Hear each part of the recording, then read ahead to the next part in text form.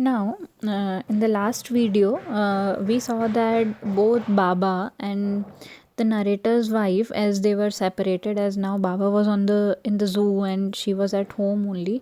Both of them were missing each other very much. And here at home, she was not eating anything, and there in the zoo, Baba was also not eating anything and was also not in a good condition. Actually, Baba lived in a good condition, but he was missing everybody as he was used to live with them. Now, what did the narrator's wife do? She asked her friends or whoever visited Mysore. She always used to ask them to visit Baba once and check how was he. And everyone out there gave the same reply that Baba was fine as such, but it appeared very thin and it was sad actually. It was Baba was given all the other facilities, but it was not feeling happy. Now, the staff at the zoo was also little bit worried to see Baba's condition, that why Baba was not happy. Now, what happened that the narrator restrained his wife from visiting the zoo for 3 months. The narrator did not let his wife to visit the zoo for 3 months, as he thought that if she will live separated from Baba, she will slowly she'll forget him. But one day she said that she wanted to see Baba, and if he would not take her there, then she would go herself by train or by bus, whatever, she'll go all alone. And finally, the narrator had to take her to see Baba at the zoo. Now, their friends, they predicted that Baba would not recognize her after so long time, because it was already 3 months that Baba and they were living separated. So the friends said that Baba would not recognize her, and the narrator also thought the same, that Baba would have forgotten now about them. But to all of their amazement, when this narrator's wife was a few steps away from the cage, Baba, from there only, when Baba saw her, he recognized her, and he started screaming with happiness when he saw her. And she ran up to him. She went to him and patted him, and Baba was very happy to have her back, and she was also very happy with Baba. Now, she remained there for almost 3 hours. She fed Baba different things like tea, lemonade, cakes, ice cream, and whatever she had brought, she fed him everything. And whatever were the things which were favorites of Baba, she fed him everything. Now, as the zoo had to be closed, so they were forced to leave the zoo. Now, the narrator's wife did not want to leave Baba, and both of them cried. Both Baba and the bear, both Baba and this wife, narrator's wife, both of them cried very bitterly, very badly when they had to go. Now, even the zoo in charge was said to see this scene. Now, the narrator was fine because he knew that the next step would be to take Baba along to Bengaluru.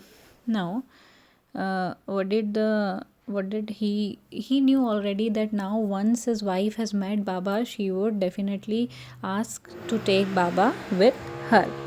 Now, the wife requested the in charge that she wanted to take Baba back with her to home to Bengaluru. Now, the zoo in charge replied that the bear was now government's property, and that she needed permission from the superintendent in Bengaluru to take Baba along with her. Now, what did they do now? They returned to Bengaluru and they visited the superintendent's bungalow out there.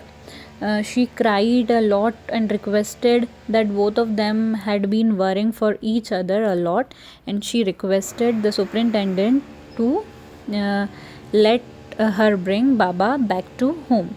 Now, the superintendent was a kind hearted sort of man, so he accepted her request. He wrote a letter to the zoo in charge to arrange a cage for transporting Baba to Bangalore. Now, what happened after this? Again, they went back to Mysore with the superintendent's letter. The superintendent's which the letter superintendent has written to the zoo in charge. They took that letter and went to Mysuru. Baba was put in a cage, and the cage was kept on the top of the car. It was tied very securely and nicely, and then they returned back to Bangalore along with Baba. Now they were back home. So at their home in Bangalore, a team of workers was first employed to execute some work in the backyard. As Baba was a full grown bear now, so he had to be kept isolated. He could not be kept in the home in the way he was kept when he was a baby bear. So, an island which was about 20 feet long and 15 feet wide was built, and it was surrounded by a dry pit which was around 6 feet wide and 7 feet deep. So, this is like a structure in which bears are usually kept in the zoos. So such structure or such atmosphere was built at their home to keep Baba.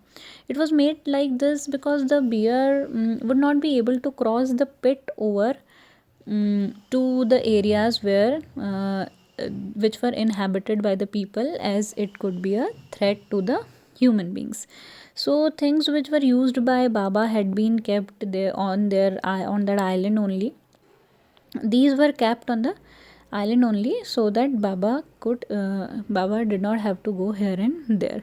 So then there was a wooden box which was previously used to keep cocks and hens, would now be used by Baba to sleep in at night. That wooden box was also placed there so that Baba could sleep nicely in that, and straw was kept in the box to keep him warm. Now, the piece of wood with which Baba cradled like a baby when he was small, that the same stick that he used to point a gun, that things were also placed on the island so that he could play with them. Now, in a few days, this island was ready, and when this place was ready, the workers placed the cage in which the Baba was brought from there. It was kept in that cage only till this island was being prepared. So the workers placed the cage on the island, and Baba was removed from the cage. And the Baba was very happy to be free.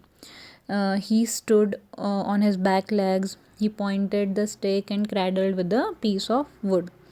Now, the narrator's wife spent many hours with him as he lay in her lap. Although he was 15 months old and was quite heavy in weight, still the bond which they shared was same, and he still slept in the lap of narrator's wife.